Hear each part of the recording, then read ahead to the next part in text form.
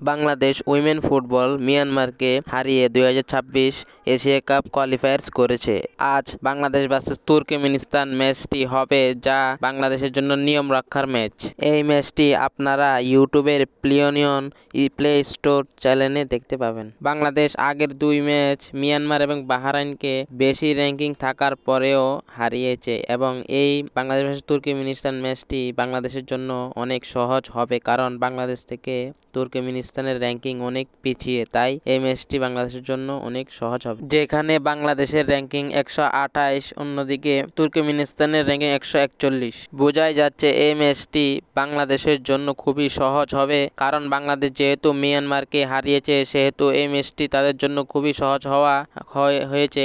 এতে Peter Butler নতুনদের সুযোগ করে দিতে পারেন, যারা বেঞ্চে বসেছিলেন, যারা গেম টাইম পাননি, তাদেরকে এই ম্যাচটি খেলার সুযোগ করে দিবেন বলে মনে হচ্ছে। বাংলাদেশ ভার্সেস তুর্কমেনিস্তান এই ম্যাচটি অনুষ্ঠিত হবে আজ সন্ধ্যা 6টা 30 মিনিটে। তো সবাই এই ম্যাচটি দেখবেন এবং ভিডিওটি ভালো লাগলে কমেন্ট করেন।